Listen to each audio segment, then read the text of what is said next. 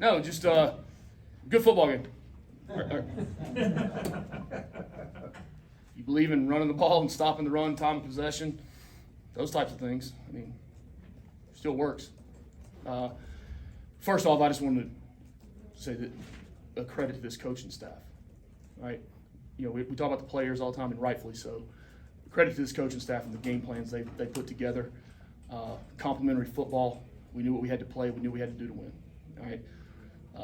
I stood in front of the team on Sunday night after practice, and every one of them took a knee in front of me. I talked about the capacity to, you know, what is your max capacity? You know, can you increase your capacity? Can we make a 10% increase in our capacity of doing over the week and then the way we play? There was a look in their eye, which is why behind the doors we talked about a quiet confidence all week. And if we just went out there and did our job, and we played 4 individual quarters, right? Played one play at a time within those quarters. Came back in at halftime, really reset it like it was a new football game. And we knew we had to play 60 minutes. And we were able to do that. Good staff put together, or a good plan put together by staff. Kids played their absolute tails off. You know, again, we hit with some adversity, with some injuries, and it's like I've said before, you know, you get hit with injuries and adversity like that, no one really cares. They really don't. And you know, when that happens, the standard of how you play and the standard to win doesn't change. And you know, I think they're understanding that now. They played that way. You know, 3 times of defense. You know, big 4th down stops. You know, held them to 1 score in the red area. You know, just you know, I think we were 4-4. Probably says 4-5, but it was 4-4 with the knee, right? So really 4-4 in the red area. You know, situational football we did a really good job of in the game. Our guys played. They played. They didn't bat an eye. They didn't blink. They didn't flinch. Game plan was executed. They believed in the plan, and they were able to execute it. So with that, open up to any questions. Questions? Go ahead, Kelly. Obviously, you cooked up a good game plan for how you guys were going to use Haynes King and Aaron Philo in this game. Kind of. There's luck. When did you kind of figure out how you guys were? Was it maybe predicated on Haynes' health and trying to figure out a way to use both of those guys to win a game? What does Chad say? He's like, hopeful? No, that, right? Look, we were hopeful that Haynes would be able to play in the game, but we truly didn't know about him. I mean, you know, we practiced yesterday, and I mean, we're still waiting to see kind of where he was pregame warm-ups and what he'd be able to do. You know, we knew we were going to have to piece the game together. It's something we've done before. You know, and those guys, you saw early in the game, there was a little bit of just the flow of the guys in and out, and you know, getting that going, and you know, but they were able to get in there and get the flow going, and you know, unselfish play by guys on the offensive side. When you go into a game like that, and that's the game plan you have to play to win, and you know, they were able to, I mean, receivers blocking on the perimeter, you know, getting touches, you know, running the ball, you know, then when, you know, time came for a couple of big 3rd down catches, we were able to convert them and get those. So. Next, Rob. What can you say about your front 4? They really took you know, Ward out of his game today, and really, you know, led to a lot of those, you know, failed 3rd and 4th down conversions today. Yeah, they did. They were able to get pressure on him. They were able to affect him. You know, still, he's a tough guy to bring down. He's as talented a player as there is in the country. He's got good weapons on the outside for him. You know, but they were able to get back there and affect him and have different paths. You know, especially on the 3rd downs. I thought Tooch did a really good job of mixing up some of the zones and mans and some of the blitzes and the drops. And you know, it was a good plan, but it was executed. That was important. Right here. Coach, I want to ask you about your ability for your defense to close games. You had a game here earlier this year. You guys played Duke. You had the interception to end the game, and do the same thing today. Romello Height gets a strip sack. Just talk about the ability to be able to close out games for you. That's what you want to do. I mean, regardless of offense, defense, or kicking games on the field, you want to be able to, you know, finish the game out. You know, wish we'd been able to get another 1st down on the previous drive. But like I said, you know, defense didn't bat an eye. They jumped at the opportunity to go out there and be able to win the football game for us. Chad. Obviously, you've been around football a long time. Can you quantify what Haynes King did today in terms of toughness and will to win? We don't have enough time left in the day. We really don't. Haynes King's special, guys.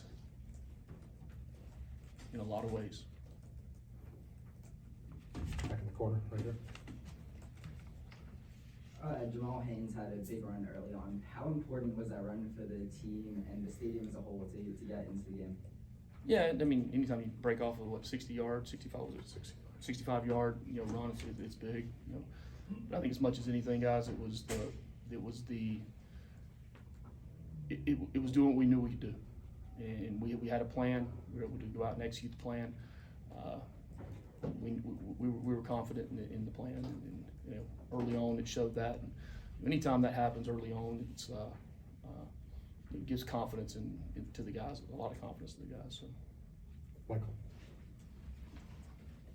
You said Haynes is special in a lot of ways. What makes him special? It's not just about the love of the game. It's about dedication and commitment through the process and the patience to endure.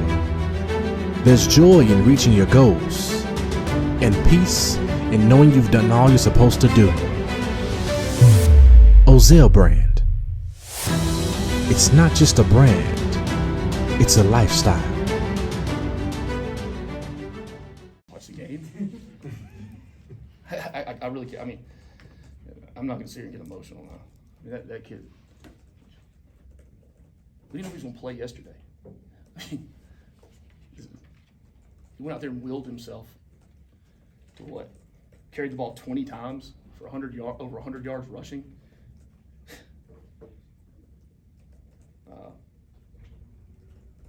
It's pretty special in my book. Okay, right here. There was no way he was missing this game. I don't care what we kept saying. And look at him, man. That's what we just had to see if he could do it. He said he wasn't going to, though. But you got to protect the good ones from themselves. Raphael Haynes with the three-point conversion. Say it again, I'm sorry. Raphael Haynes with the three-point conversion. Aaron came in and for him to come in and play and get those first downs that you need, especially that last one in the fourth quarter. I think it was like 37 or whatever. Can you just talk about his game, what he did today? Yeah, he's gonna be real. I mean, he is a good player. He's gonna be special. I mean, he's got loads of talent. Be able to get him in the game and have him be able to execute. After the first really couple of drives, we knew how we were going to have to piece the game together, and they were able to unselfishly go out there and both of them play. Right here. Coach, it feels like over the last 2 years you've had a bunch of statement wins like this. Where does this one kind of rank? Does it? I mean, obviously it doesn't get old, but I mean, in these moments, be able to share this community, what does it mean for your program moving forward as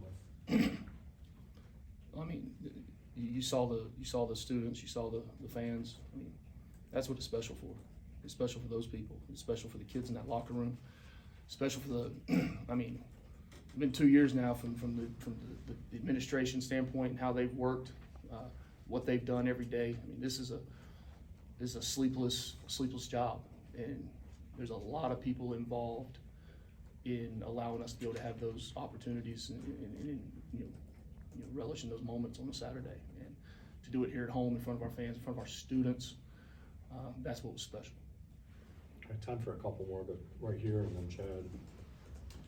Hey Coach, you just talked about the fans, but just talk about how special this win was for homecoming. That's why it's homecoming. Wish I could say we had choice in who you pick or whatnot, but I mean it's not. It's anytime you get the alumni to come back, the former players to come back, people that care and that care about the school, people that have benefited from graduating from here. It's special to let them see, cause, I mean, and that's what I want people to see. I want people to see that we got good kids. We got good boys on this team now. They work their tails off. They work their tails off through the week, not just in practice but academically. Put the best version of themselves out there, and they're tech men, and that's what we want here, and that's what I want people to see is that these guys, every bit of grit and toughness this place teaches you, that's what they're about. Chad. Two-parter, what was the game plan on limiting Restrepo today? And then where did us against the world come from? I don't know where it came from. I really don't. I'm trying to think. I don't know. I think it started out as us against everybody. And then, like, early in the season, we went to Dublin, so it had to be us against the world. Right?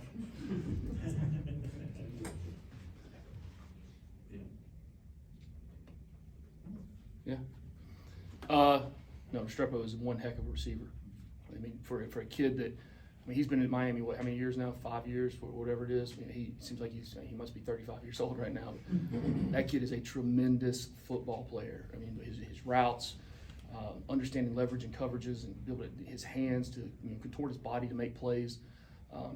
He is a tremendous football player for that football team, and he would be for any team. He's gonna have a long career playing this game. We knew we had to do some things to limit that.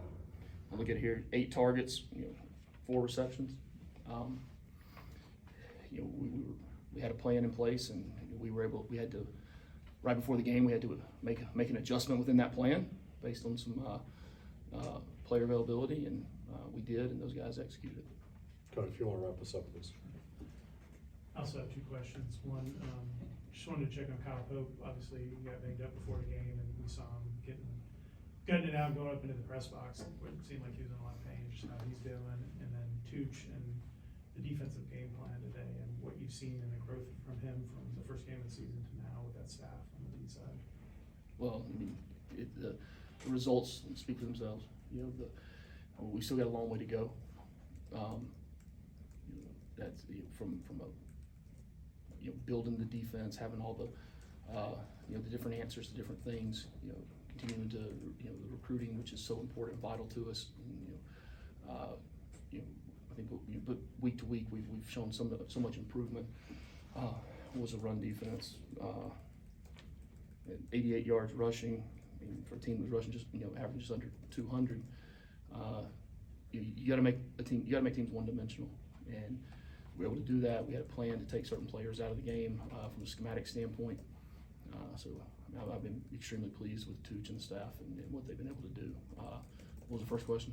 About Kyle, how he's doing. I don't want to say anything until I find out exactly how he is or not. He did go up to the box and keep coaching. I had something I was going to say was kind of funny, but y'all probably wouldn't think it was funny. I think I was being mean. No, I've never seen that happen. I don't know. I think both knees went out. So I don't know. Like all injuries, we'll check the injury report tomorrow and see how he is. But hopefully he's okay. But he wasn't missing this one either. Okay, thank you, Coach. Is that it? Go Jackets. Congrats. Thank you, Coach.